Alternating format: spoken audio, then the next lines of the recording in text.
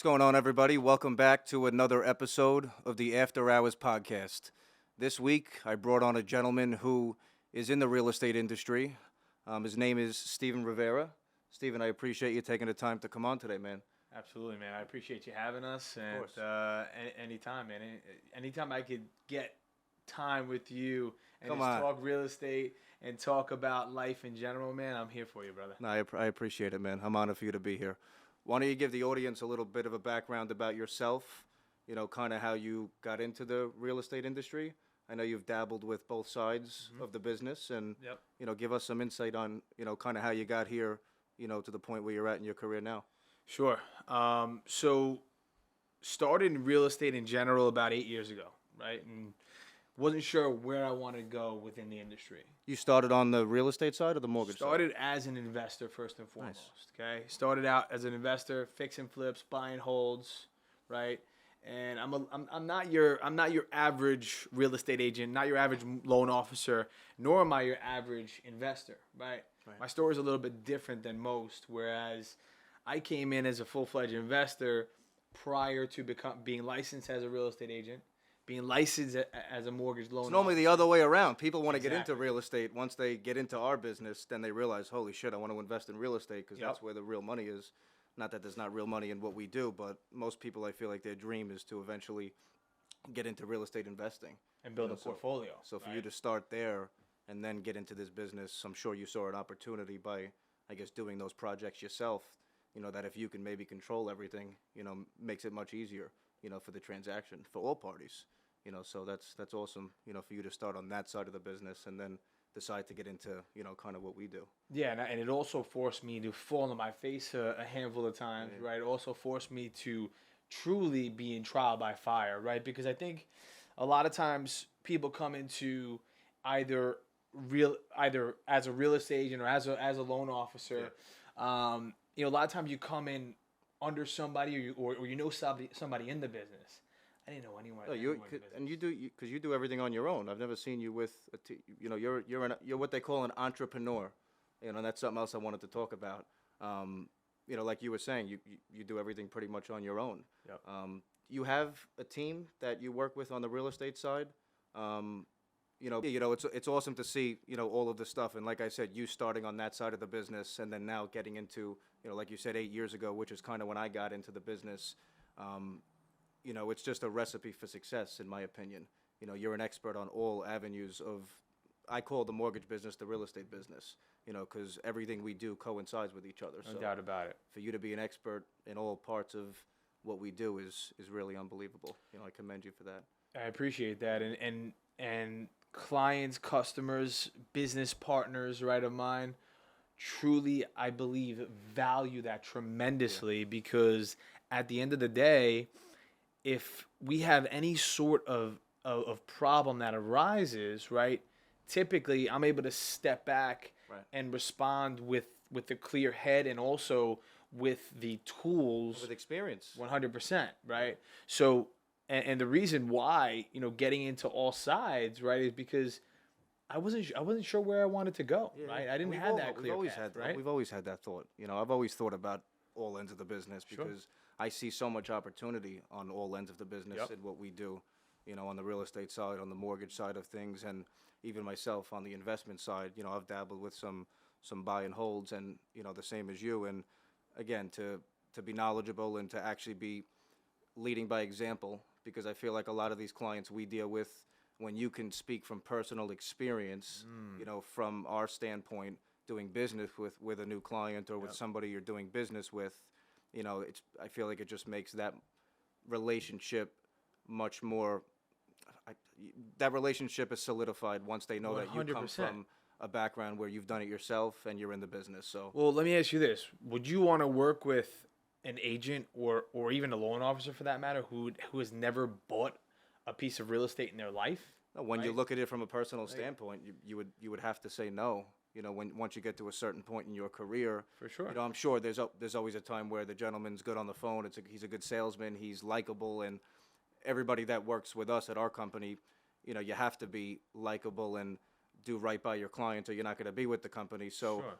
we like for those people to get business, but like you said, I mean, having the personal experience and having the background of real estate, it does set you apart from the competition. No doubt about it. No doubt about it. I'd like to call you what's called a serial entrepreneur. You do so many different things that coincide with our business. So it's really awesome. And I always think, like I said myself, I've dabbled with real estate and I want to keep expanding my portfolio. You just know how crazy it gets in our businesses, with time. And, the last year has been challenging, but, you can't ever keep your eye off the prize and the plan. And the plan is to have a huge portfolio and be successful in what we do every day. Absolutely. And that's all about focus, right?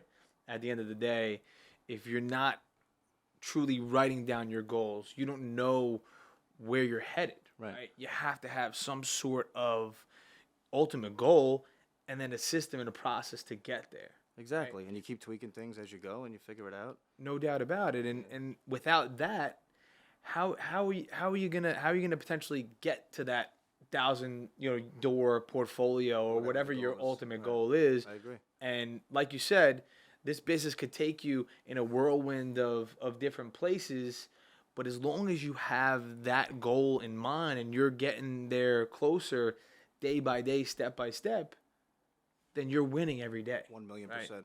And even during times like this, like I say on all my episodes, it's such an unbelievable time to realign yourself and maybe work on something you put on the back burner when things were very busy. It's a good time to really dig deep and see what works and what doesn't work. And, when the business cycle does turn again, which it will, we all know that happens, we're going to be at the top. And that's why I love what you're doing here. That's why I love what you're doing here. And that was the plan with this place.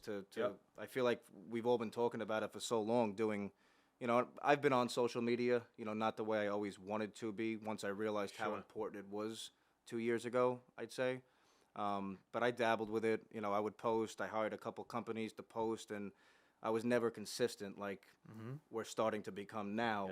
Yes. We haven't even really rolled out our new series yet, this After Hours podcast. But, in the next 2 to 3 weeks, I would say, we're full force ahead.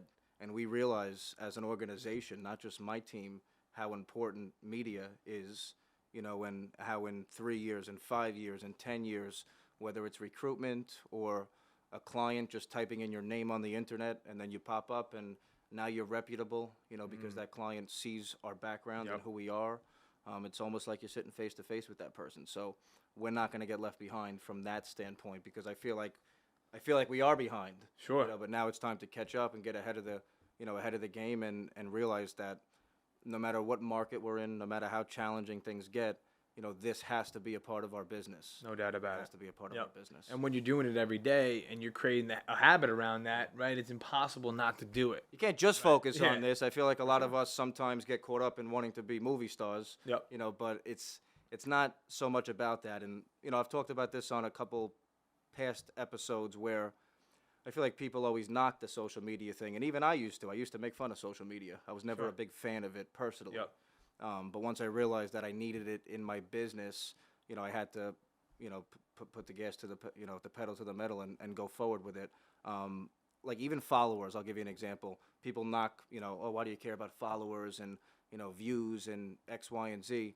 It's for me, just like if I spend money on leads, or if I spend money with my referral partners on leads or different stuff to generate business.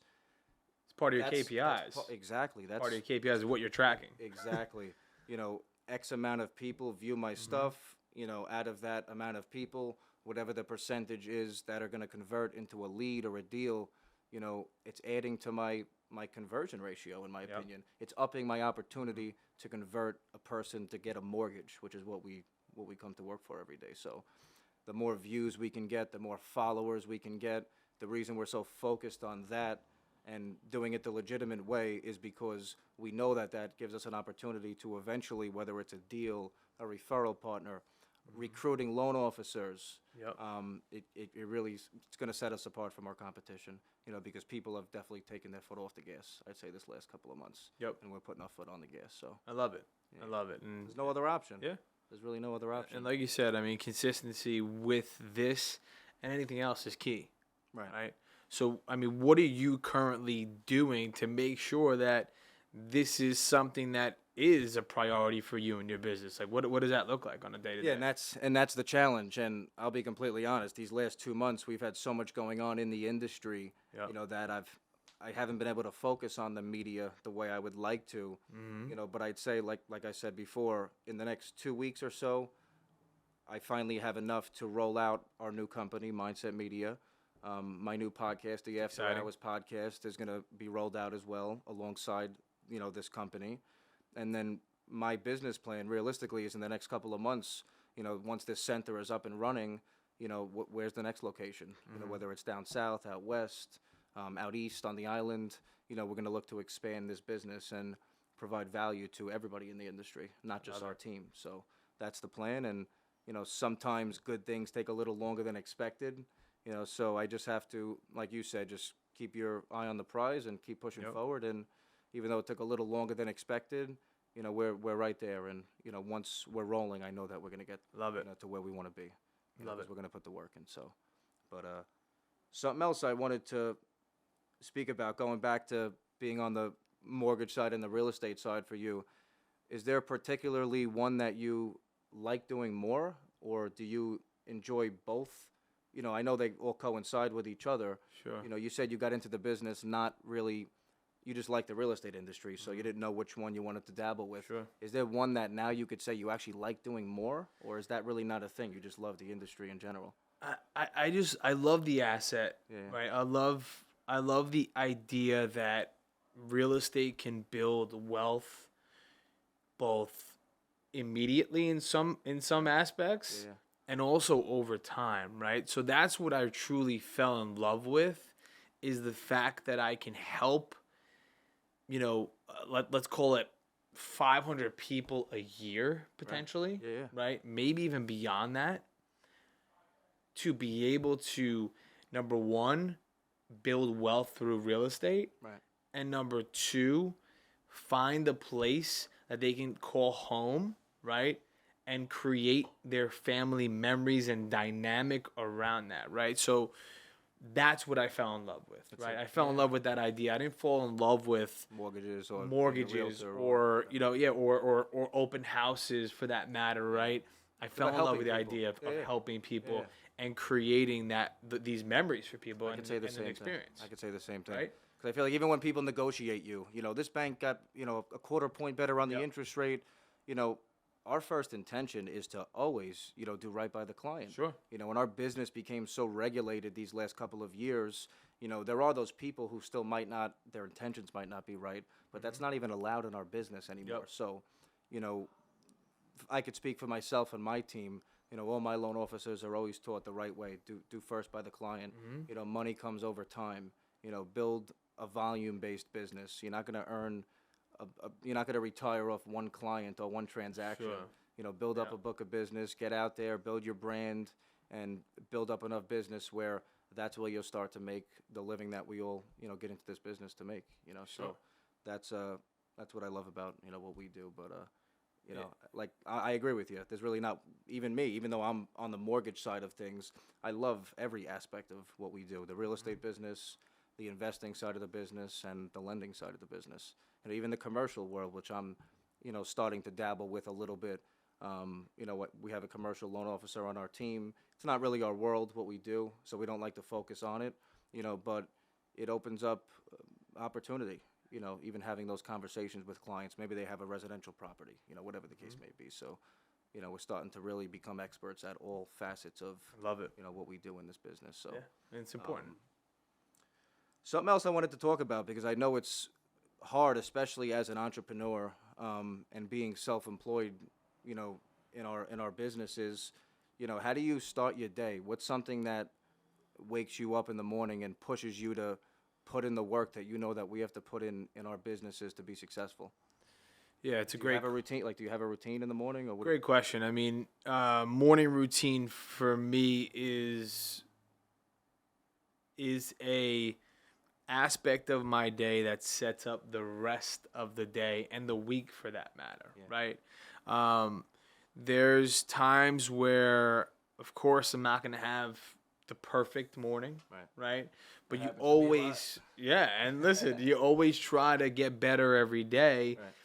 and you got to learn from your mistakes on the days that maybe your morning isn't perfect. Right? Exactly. But if you create habits, right, and you create positive habits for that matter, in your morning routine, it forces you to become a better person.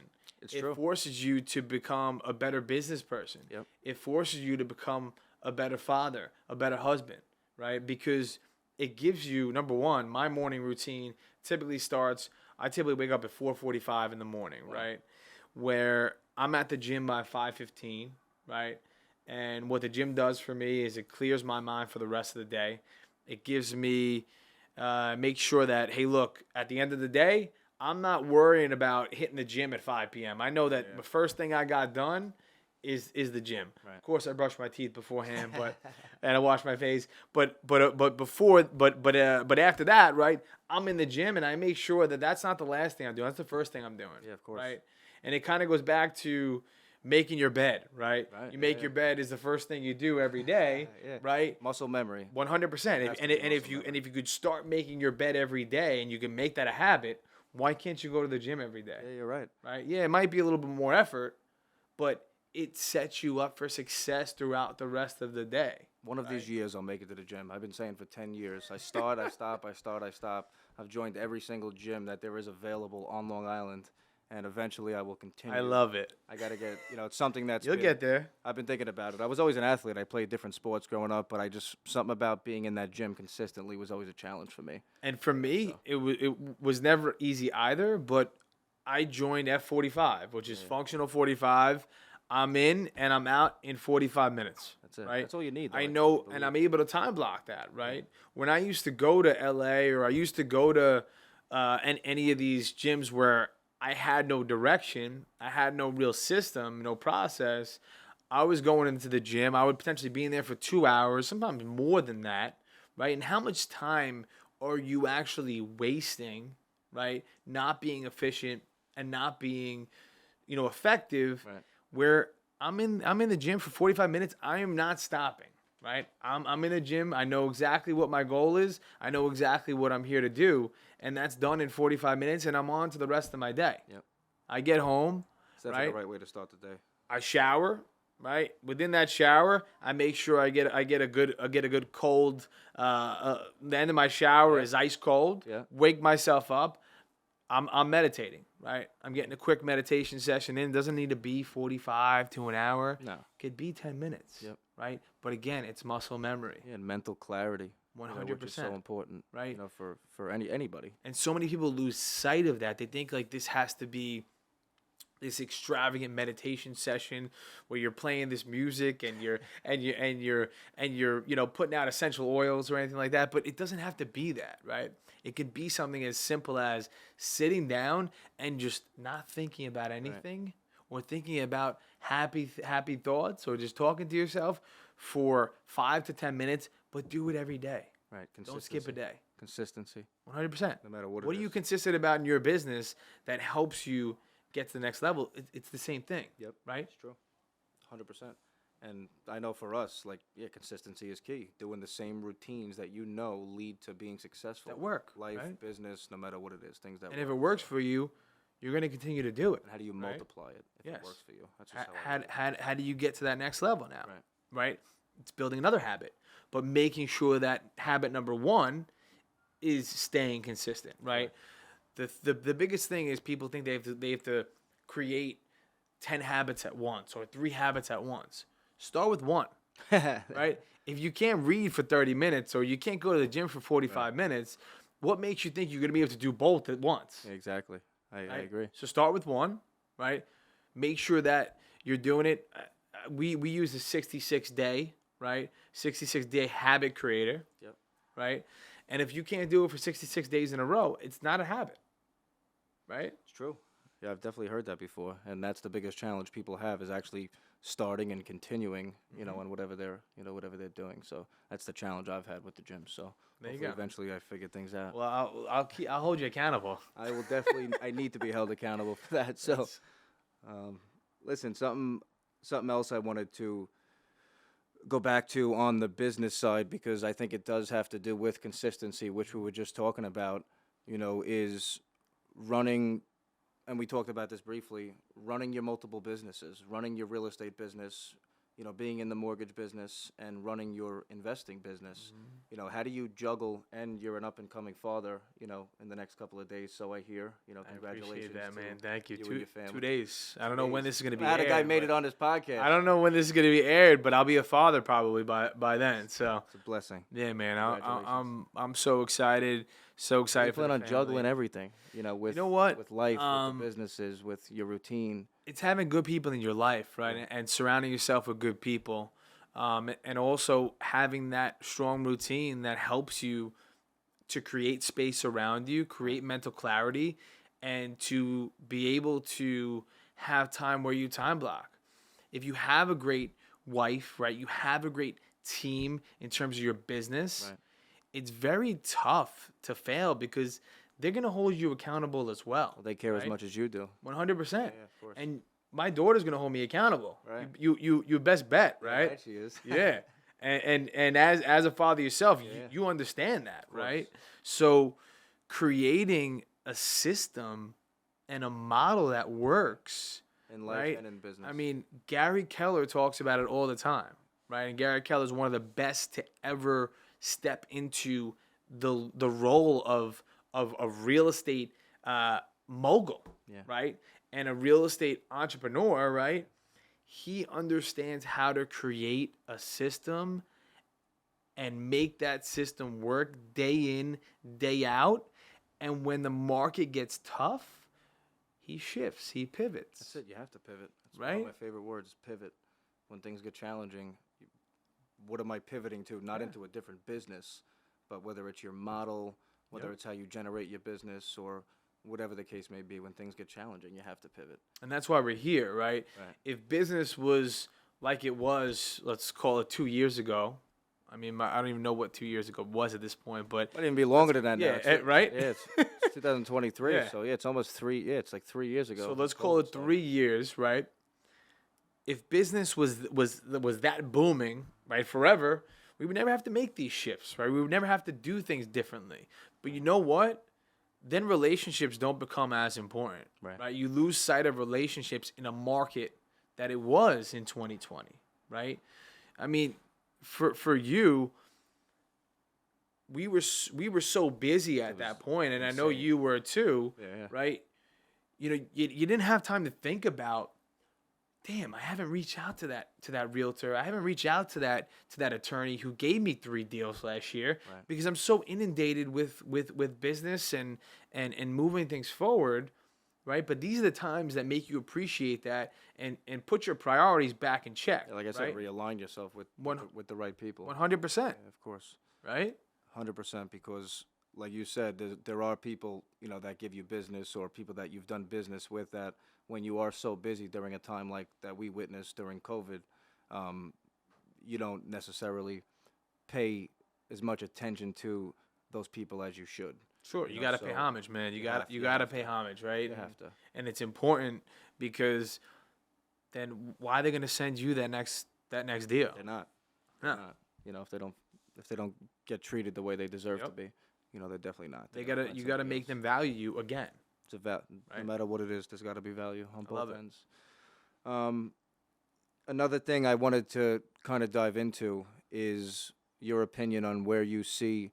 I know we went through such a low interest rate environment, like we talked about during COVID, where Yeah. there was such an influx in business on even the real estate side and the mortgage side of things. I guess because values were so high but rates were so low, it gave people an opportunity to buy that home that maybe now, with rates being 6, 7, 8%, people might not have an opportunity to buy that home.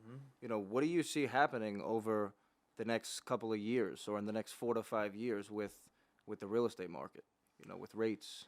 Sure. So what I tell you, And that's a generic question. I feel like people ask Sure. that question and expect somebody to have an answer. Yeah. I don't think there is really any real answer, but and it's a great question, and I would say I get it quite often. rates have to come in, down. in, We in think that's different forms, right? But let's just talk about the people who may have may have bought. Let's say they bought within the past 5 years, right? Let's say they bought 5 years ago, or even 3 years ago at this point, right? Let's say they bought the house, and conservatively they have a 3% mortgage rate, Right. right? Don't you think at this point that those people have gained a significant amount of equity in their homes? Yeah, it's not even questionable, because when you're paying down a mortgage at a 2 or 3% interest rate compared to a 6 or 7% interest rate, the amount, or the difference in the amount being applied to even just the principal every month is it's almost double, Sure. with or triple, where the rates are now. Yep. So, you have a 2% mortgage, 3% mortgage, every year you're going to pay off thousands of dollars in principal, whereas when rates are where they are now, you're not going to pay down a penny in principal for the first couple of years. Doesn't mean you shouldn't buy the house or refinance the house, and that's not what I'm trying to express, because that famous line everybody uses, you date the rate and you marry the home, you could always refinance the rate. So my focus has always been affordability for my clients. Sure. The payment's affordable and the deal makes sense, you move ahead with it. People that stand on, not to jump off topic, people that stand on the sidelines, in my opinion, in our business, are the people that'll never be successful. Whether you're a consumer, whether you're in our business doing what we do, you can't stand on the sidelines. You have to try to figure out a way to make it make sense. And if it doesn't make sense, then that's different. But Well, that's a lot of times, unfortunately, a lot of times that's that people wait and they try to like time the market. what if the rates never come down? What if, Those are the people that wind up getting hurt because they wind up buying extremely high, right? And potentially even selling low, Yeah. right? Because you can't time anything perfectly, right? As long as you're comfortable, right? Like you said, affordability is key. Right. If you're comfortable with that rate and you're comfortable with that payment, more importantly, every single month, then that's what should matter, right? So I tell my sellers at the end of the day, okay, they might not want to get rid of that 3%, right? However, you're playing with house money, right? Right. And you have to look at it that way, right? You've gained $100,000 in equity. Maybe you bought the house for, let's call it $600,000, 3 years ago, and now the house is worth $700,000. That's house money, okay? You just gained $100,000 in equity over the course of 3 years. Do you know how many people out there this is a real situation for, right? Yeah, of course. So before the house takes back that money, why not take advantage of that, right? I Take agree. advantage of that and get into that forever home, right? Get into the home that you're going to be able to say, wow, this is it, Yeah. right? And whether it is the forever home or not, take that house money while you can and create an opportunity for you and your family rather than focusing on a rate that you'll probably never see again. Yeah, and the average person, I hate to say it, can't save money, especially with inflation and with the way the world is. Not to get into any of that stuff, but the average person can't save money. The average W-2 employee or even self-employed business owner, they struggle. So it's kind of like, I look at it as almost like a forced savings. People always figure out how to pay their rent or their mortgage. Yep. It's where they live. It's Yep. where their family is. So to me, it's almost like a forced savings for people that can't save. If you could figure out how to rent a home, in my opinion, between your first month's, last month's security, you can come up with 3.5% down. Yep. And then maybe we get a seller's concession, whatever it is, we could figure out how to get that deal done. Or a But gift for that matter. yeah, exactly, right? or a gift from their family or their employer. So there are ways that people don't realize that people can buy homes, that still rent because they're focused on what the interest rate is. And I love the listings that we bring out that are why rent when you can buy, right? Something that is maybe in a price point of 400,000 or 450, right? Still it's still a payment that at the end of the day is a lot of times, depending on taxes of course, but a lot of times are in line with a lot of these rentals today and what you're paying out of pocket for rent. So let's figure it out. It might take a little bit more time with a seller's concession, right? Or a gift, right? It might take a little bit more time to find exactly what you're looking for and to actually get that deal, right? But why not put yourself out there and be proactive, right? Get a solid pre-approval, right? And understand what you can afford, what you can afford today and what you're comfortable with today, Exactly. so that you can put yourself in a position to build some equity. Because, like you said, people play this game and they can't save money, right? Because they're not forced to, right? Exactly. When you have a home, right, you're forced to, right? Basically, at least you feel, for most people, you're forced to make Sure. that obligation. Your family's there, your children, or whatever it is. So It that's puts you, put it typically this way, a priority. it puts a much bigger weight on your shoulders to put that payment in the bank so that the mortgage company could take it every month, rather than you putting, $3,000 into a savings account that you can always access, Exactly. right? And Because it's the super average liquid. person will access that money when things get 100%. challenging. So, And sometimes that illiquidity is what helps people build wealth. yeah, and it pushes them to make better decisions and become successful. I started my life, by putting pressure on myself.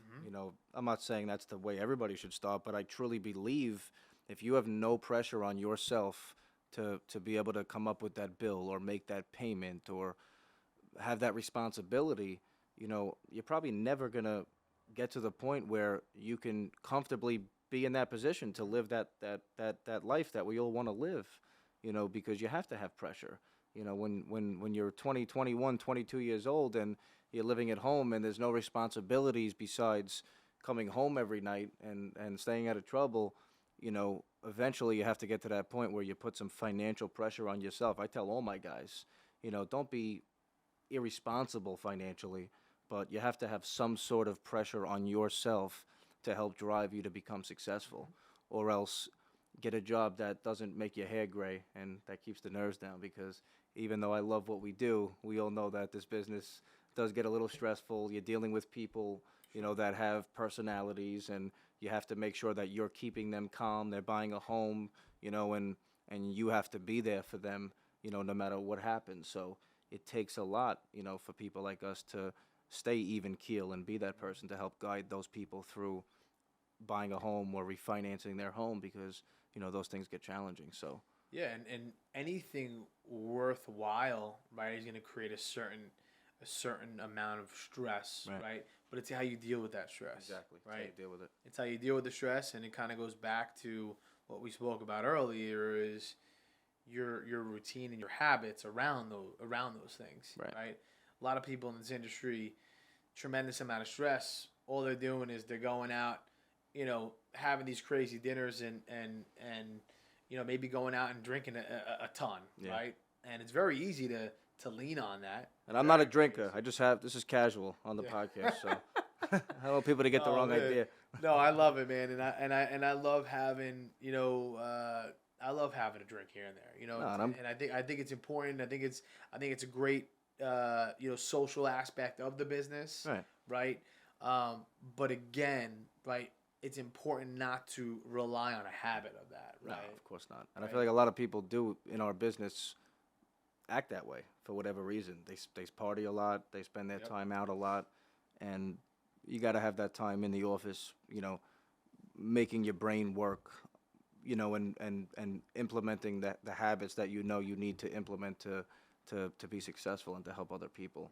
You can't just be out partying and hanging out all the time. You have to Yep. eventually go the other way and focus on what we do, Yeah. and then obviously add that into your business. For marketing or for making relationships. It's good to get Sure. out there, but No it doubt can't about be like for some people it is that every week and every day thing, because in my opinion, and you even hear this from all the entrepreneurs and all the successful business people on the internet nowadays, they talk about how bad drinking is and smoking and all those things that should not be a part of your life if you're trying to be successful. So, but I believe everything in moderation, Sure. makes sense for everybody, and You got to know that's what it yourself, is. right? You got to know yourself and If- your limits, yeah, of if, course. if you can't control yourself, then stay away, right? Exactly. But if you can get out there and you can be out till 12, 1 o'clock, Right. have a couple of drinks, right? Have a good time, and you're still able to get up and you're still able to perform God bless you. top notch, then let's go. Yeah. Get out there, do what you got to do. But at the end of the day, you have to understand what your limits are. You have to understand Yeah. yourself. And when you're building positive habits, and you're looking to build a positive and strong morning routine, for me, that's not it. Right? It can't be it for me either, because I've had some of those nights, and that next day at the office is definitely a challenge. So Oh, yeah. I No choose doubt. to, again, during times like this, dig deep, focus on the stuff we know is going to make us and our referral partners successful, and worry about our family. And again, like I said, it's a great time to focus on stuff like this. And I appreciate you taking the time to come on the podcast today. I'd love to do it again sometime in the future. No doubt. We plan on having, and we have a lot of great guests lined up. So again, in the next couple of weeks or next couple of months, we'll have you on maybe as a co-host, and we'll interview some other special guests. And I love that, man, and I appreciate you having us. I appreciate the love and our relationship, and course, looking man. forward to doing more and more business together. Definitely. And creating a relationship that really we seem to be like-minded. So Sure. anybody who's like-minded, which is why I made the name of the podcast, or the name of the center, the Mindset Media Center, is people who come on this podcast, I know that they have the right mindset, and that's why you're successful, and why the people that have the right mindset are always going to be successful. Because, like I said, in my opinion, the harder you work, the luckier you get. And having the right mindset, and like you said, being disciplined and being consistent is what's going to separate all of us from the people out there not doing those things. So, that's the plan, to have everybody on this podcast, whether you're in the real estate business or you want to speak about stuff you've gone through in your life, to try to express to the world, what you've gone through and how you could help other people, whatever the plan of action is, to be able to come on here and speak about not only personal stuff, but the business, and to have people on to share their stories. That's why I started this podcast. So again, thanks for coming on, bro. Hopefully we could do it again in the future, and I'm excited to see this thing when it's done, man. Yes, sir, man. Appreciate you, dude. Appreciate you. Cheers. Salud. That's it. Perfect. We're Love it. done. Let's go. We're good, bro. Hell yeah. Good shit, man. That was great. We did good, bro. I love it.